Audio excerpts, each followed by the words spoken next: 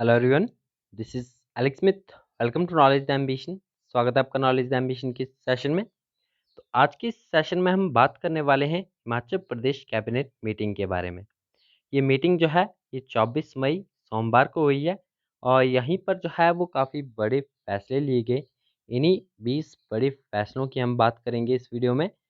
जो main important है वो यहाँ पर थंबनेल में मैंने हाईलाइट कर दिए हैं कि हिमाचल प्रदेश में जो है वो नई आबकारी नीति को मंजूरी दे दी गई है इसी कैबिनेट मीटिंग के दौरान।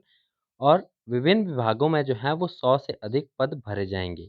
तो मेन फोकस हम इन्हीं के ऊपर करेंगे। आपको मैं यहाँ पर बताऊंगा नई आबकारी नीति के बारे में और साथ ही में 100 पद ये किन विभागों में भरे जाएंगे इनके बारे में भी पूरी डिटेल में आपको बताऊंगा। तो आपको वीडियो के एंड तक जो है वो बने रहना है।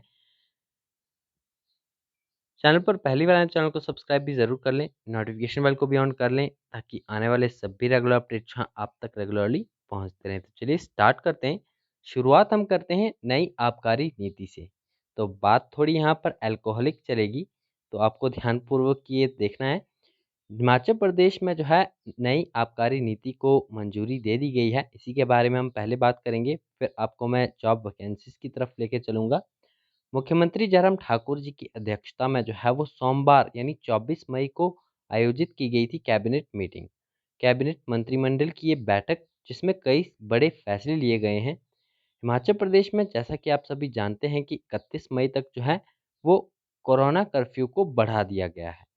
इसके अलावा मंत्रिमंडल जो है वो वित्त वर्ष 2021-22 के लिए नई आबकारी नीति को स्वीकृति दी गई है। इसी मीटिंग के दौरान जो है वो 31 मई तक कोरोना कर्फ्यू को बढ़ाया गया और साथ ही में नई आबकारी नीति को भी स्वीकृति दी गई। इस नई नीति का जो राजस्व लक्ष्य रखा गया है वह है 1,829 करोड़ रुपए।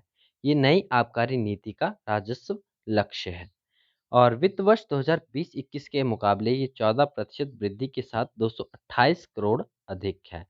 तो आपको ध्यान में रखना है ये 14% वृद्धि के साथ जो है वो 228 करोड़ रुपए अधिक है। इसके अलावा बात करें तो कोविड के चलते जो है वो मंत्रिमंडल ने आबकारी वर्ष 2020-21 को एक माह बढ़ाकर 30 जून तक करने का फैसला लिया है। यानी जो आबकारी वर्ष होता है उसे एक माह बढ़ाया गया है, अब ये 30 जून तक चलेगा। नई आबकारी नीति जो है वो 1 जुलाई से लागू होगी। 31 मार्च 2022 तक 9 महीनों के दौरान नई नीति से शराब बिक्री व सप्लाई का काम होगा। अब यहाँ पर हम आबकारी नीति के बारे में बात कर रहे हैं तो यहाँ पर थोड़ी बात अल्कोहलिक तो चलेगी। तो इसी के ऊपर कुछ और निर्णय लिए गए हैं। नई नीति के अनुसार जो है वो भारत में निर्मित विदेशी शराब के कम कीमत वाले ब्रांड सस्ते होंगे। लाइसेंस फीस तथा एक्साइज ड्यूटी में कटौती तथा अंतर जिला व जिले में कोटे के ट्रांसफर की सुविधा को जो है वो स्वीकृति दी गई है। इसके अलावा और क्या मंजूरी दी गई है तो नई आबकारी नीति में जो है वो टेंट आवास में शराब परोसने को नए लाइसेंस देने को भी मंजूरी दी गई है।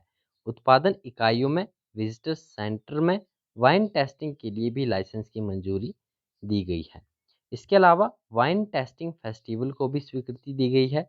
कुछ नियमों और शर्तों के साथ शराब यूनिटों को विशेष आपूर्ति के उद्देश्य के लिए इथेनॉल के उत्पादन के लिए D2E फार्म के नए लाइसेंस की स्वीकृति दी गई है। इसके अलावा बात करें तो मंत्रिमंडल ने जो है वो डिपार्टमेंटल स्टोर में शराब के कुछ उच्च स्तरीय ब्रांड की बिक्री को L10BB फार्म में लाइसेंस को स्वीकृति दी है।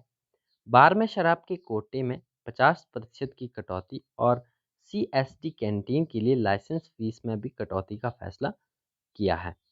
सभी केंद्रीय सशस्त्र पुलिस बलों को L9 व L9A के रूप में कैंटीन के शराब लाइसेंस की सुविधा दी गई है।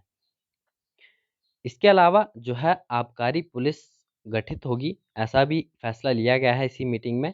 नई आबकारी नीति जो है इसे मंजूरी दी गई है। इसी के साथ ये फैसला लिया गया है कि आबकारी पुलिस जो है इसका गठन किया जाएगा। मंत्रिमंडल ने आबकारी विभाग में आबकारी पुलिस गठित करने को सैद्धांतिक मंजूरी दे दी है। इसकी मदद से अंतर्राज्यीय और राज्य के भीतर शराब तस्करी और शराब के अवैध व्यापार पर नकेल कसी जाएगी। इससे सरकार को हर साल आ रहे आबकारी राजस्व घाटे को रोकने में मदद मिलेगी। तो ये आबकारी पुलिस का गठन आगे आने वाले समय में किया जाएगा। इसे सैद्धांतिक मंजूरी जो है वो प्रदान कर दी गई है। इसके अलावा अब हम बात करते हैं यहाँ पर वैकेंसीज की। जो आपके पोस्टेस भरी जाएंगी, वैकेंसीज भरी जाएंगी, 100 से अधिक पदों को भरने की मंजूरी दी गई है। स्वास्थ्य विभाग में जो है वो 45 पदों सहित स्वास्थ्य विभाग में कुल 45 पद भरे जाएंगे। इसके अलावा जो अदर्स हैं उन्हें मिलाकर 100 कुल पदों को भरने की मंजूरी जो है इसी कैबिनेट मीटिंग में दी गई है। डॉक्टर वाईएस परमार चिकित्सा महाविद्यालय नाहन, पंडित जवाहरलाल नेहरू राजकीय चिकित्सा महाविद्यालय चंबा, श्री लाल बहादुर शास्त्री राजकीय चिकित्सा महाविद्यालय नैरचौक, डॉक्टर राधाकृष्णन राजकीय चिकित्सा महाविद्यालय हमीरपुर, इंदिरा गांधी चिकित्सा महाविद्यालय शिमला और डॉक्टर राजेंद्र प्रसाद राजकीय चिकित्सा महाविद्यालय टांडा में एसोसिएट और असिस्टेंट प्रोफेसर के 34 रिक्त पदों को भरने की स्वीकृति दी गई है। तो इन सभी मेडिकल कॉलेजेस में, हॉस्पिटल्स में जो हैं 34 रिक्त पद हैं, इन्हें भरने की मंजूरी दी गई है। ये एसोसिएट और असिस्टेंट प्रोफेसर के पद रहेंगे। इसके अलावा विशेषज्ञ स्वास्थ्य सेवाएं देने के लिए इन चिकित्सा महाविद्यालयों में पद सीधी भर्ती से भरे जाएंगे। इसके अलावा आईजीएमसी शिमला में जर्नल मेडिसिन विभाग के रियूमेटोलॉजी सेल में असिस्टेंट प्रोफेसर का एक पद सृजित कर भरने को भी मंजूर स्वीकृति दी गई है। आईजीएमसी और टांडा मेडिकल कॉलेज में नेफ्रोलॉजी विभाग में प्रोफेसर, एसोसिएट प्रोफेसर और असिस्टेंट प्रोफेसर के 5 पद भरने की मंजूरी दी है। कृषि विभाग में जो है वो सुचारू संचालन के लिए चालकों की 20 पद भरने को स्वीकृति दी है। तो कृषि विभाग में जो है 20 पद चालकों के भरे जाएंगे। इसके अलावा कांगड़ा के प्राथमिक स्वास्थ्य केंद्र गड़चमूला को सामुदायिक स्वास्थ्य केंद्र में स्तरोन्नत करने, सोलन में प्राथमिक स्वास्थ्य केंद्र पट्टा महलोग को सामुदायिक स्वास्थ्य केंद्र में अपग्रेड करने की मंजूरी दी है। कांगड़ा जिले के नागरिक अस्पताल देहरा में 5 नए पद सृजित कर चिकित्सकों की संख्या 9 से बढ़ाकर 14 करने का निर्णय लिया गया है। सोलन के धर्मपुर स्थित 6 बिस्तर क्षमता वाले सामुदायिक स्वास्थ्य केंद्र को 50 बिस्तर वाले सामुदायिक स्वास्थ्य केंद्र में स्तरोन्नत करने का निर्णय लिया गया है। मंडी के स्वास्थ्य उपकेंद्र तत्तापानी को सांविधार कंदेरी में स्थानांतरित करने को मंजूरी दी है। इसके अलावा मंडी, सोलन और पालमपुर में नए नगर निगमों के सुचारू संचालन को विभिन्न श्रेणियों के 11 पदों सहित कुल 33 पद मंजूर किए हैं। और ये सभी पद जो यहाँ पर मंजूर किए गए हैं, आने वाले समय में इनके ऊपर वैकेंसीज ज़रूर निकलेंगी।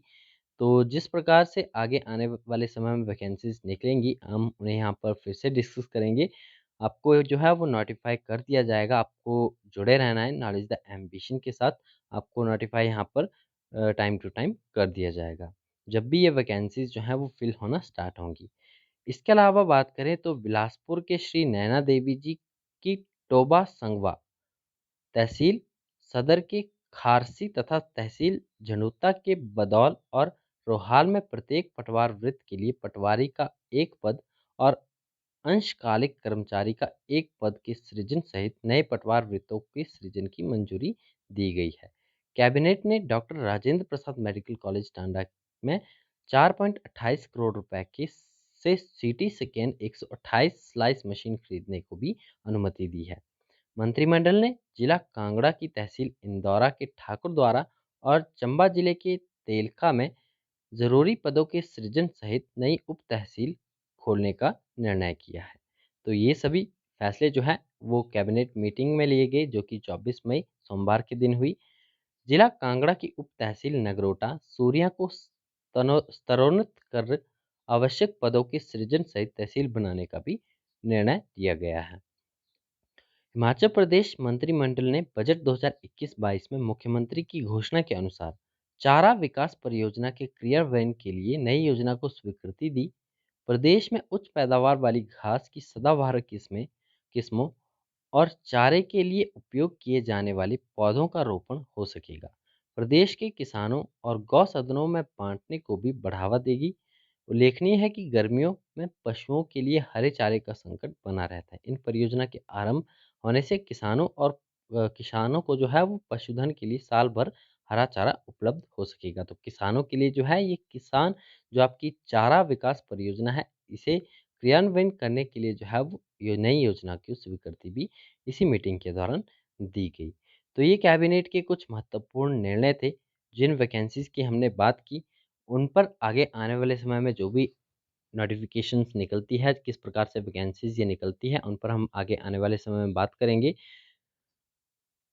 तो इस वीडियो में यही था। आई होप आपको ये वीडियो अच्छी लगी होगी। यदि आपको जानकारी अच्छी लगी तो वीडियो को लाइक ज़रूर कीजिएगा और अपने सभी फ्रेंड्स का शेयर ज़रूर कीजिएगा। चैनल पर पहली बार आए तो चैनल को सब्सक्राइब भी ज़रूर कर लें, नोटिफिकेशन बेल को भी ऑन कर लें ताकि आने वाले सभी रेगुलर अपडेट्स आप तक रेगुलरली पहुंचते रहें। तो मिलते हैं नेक्स्ट वीडियो में। Thanks for watching and best of luck for a bright future.